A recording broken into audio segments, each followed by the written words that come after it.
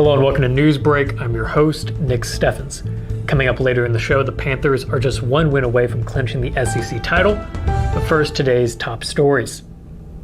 With an open seat on the Washington City Council up for election on February 14th, 3 candidates have their names on the ballot. They are similar in many ways. All 3 vowed to seek community input on decisions, keep a tight municipal budget, and open dialogue on proposed railroad quiet zones in the city. Most of the similarities end there, however, with the contenders coming from diverse backgrounds and bringing diverse ideas to the polls. The field of potential representatives for Ward 2 have stated their views on several hot-button issues in interviews and at a forum hosted by the Washington Chamber of Commerce Tuesday night.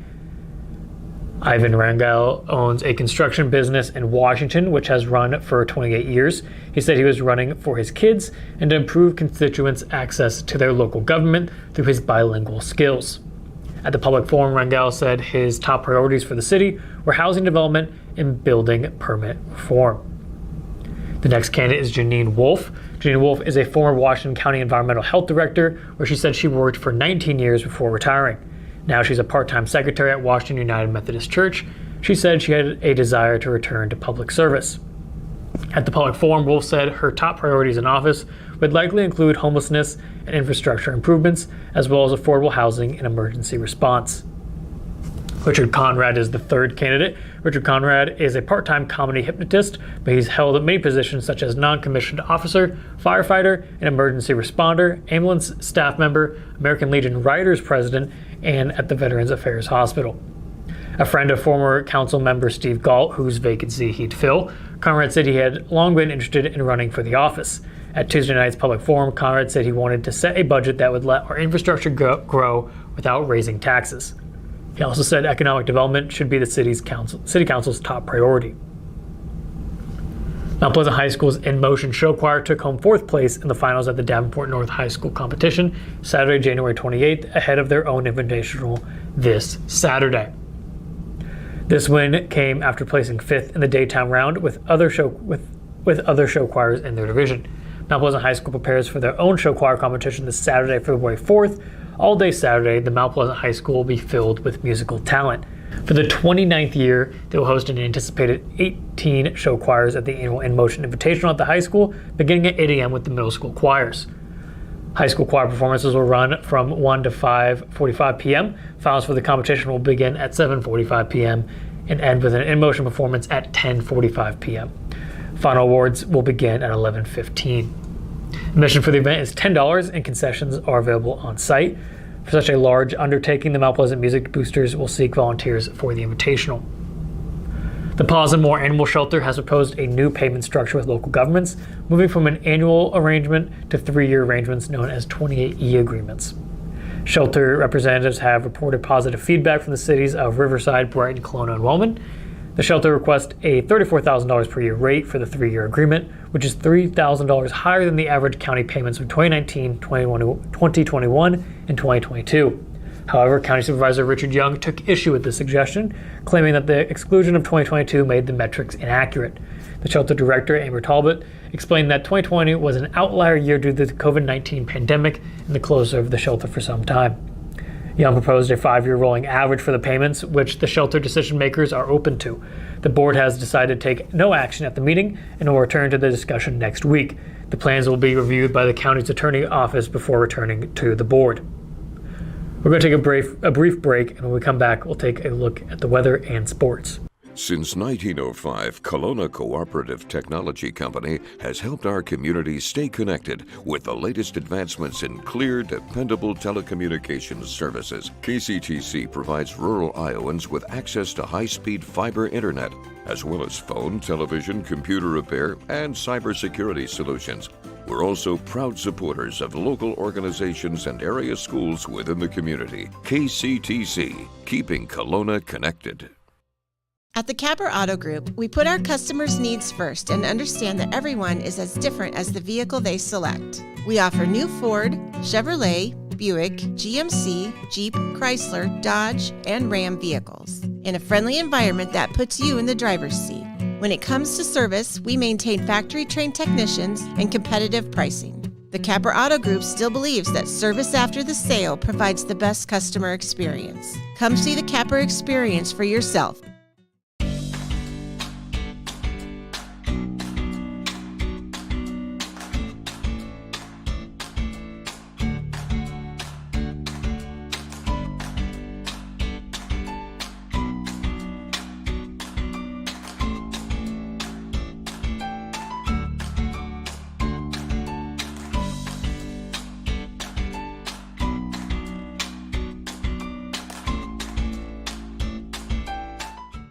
Hospice isn't a place, it's a type of care that focuses on living. Servicing a 7-county area, the Hospice of Washington County staff of nurses, social work, hospice aides, spiritual and grief support, volunteers, music and massage therapists are able to provide free end-of-life care where the patient lives. We write wills, give consent for organ donation, but rarely is there a plan for what we would want the final phase of our lives. At Hospice of Washington County, we encourage our patients to be in charge of their healthcare decisions while maintaining quality of life. Welcome back to Newsbreak. I'm your host, Nick Steffens. We have your 5-day forecast coming up, but first obituaries. Terry Jo Horace of Clyde passed away on January 26th at the age of 85. A funeral service will be held at 11 a.m. February 2nd at St. Boniface Catholic Church in Waukee. Caldwell Parish Funeral Home is in charge of the arrangements. Colonel John Fulton of Fort Madison passed away on January 29th at the age of 86. No services will be held. King Link Funeral Home and Cemetery is in charge of the arrangements. Constance Lee Cottingham Garton of Mount Pleasant passed away on January 27th at the age of 90. Services will be held at 11 a.m. February 4th at the First Baptist Church. Murphy Funeral Home is in charge of the arrangements. Frederick Matthews of Sheraton passed away on January 27th at the age of 79. Visitation will be held from 1 to 5 p.m. today at Elliott Chapel. Stanley Allison Schrock of Altoona passed away on January 29th at the age of 53. Funeral services will be held at 10 a.m. February 4th at St. James Catholic Church. Jones and Dean Funeral Home is in charge of the arrangements. That was obituaries. It is now time for the weather. Today we've had some slightly warmer weather, although I would not exactly call 34 degrees warm. Tomorrow will be 33 and mostly sunny. Temperatures will fall back down to 19 on Friday, but we'll have clear skies. It'll be much warmer this weekend with a high of 45 on Saturday. We'll also have cloudy skies on that day. On Sunday, it'll be 46 and mostly sunny. We're going to take another quick break, and when we come back, we'll take a look at sports. Federation Bank is a locally owned bank providing award-winning customer service.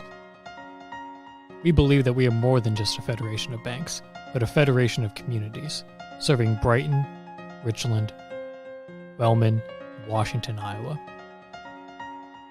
Federation Bank's highly skilled staff is here to make sure you are able to accomplish your personal and professional goals, whatever they may be. Federation Bank, your family bank.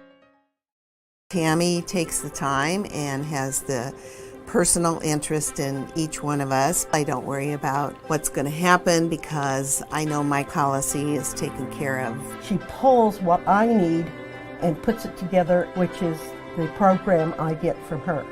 Every year she calls around September or so and says, there's changes again, and I'm going to do the best thing for you. It's been perfect. She does a great job.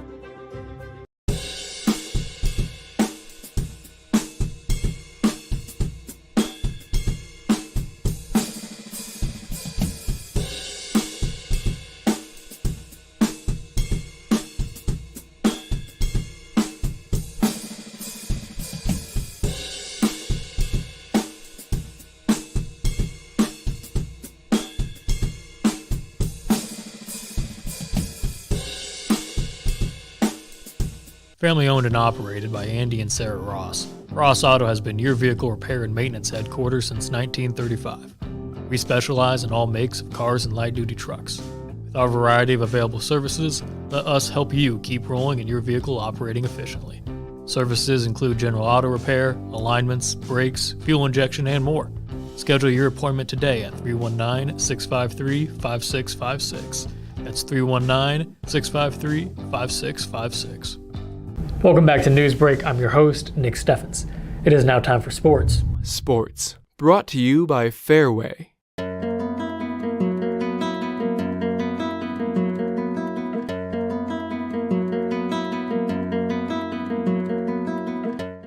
Number 9, Mount Pleasant went up to Iowa City on Tuesday and came back down Highway 218 with its 10th straight victory.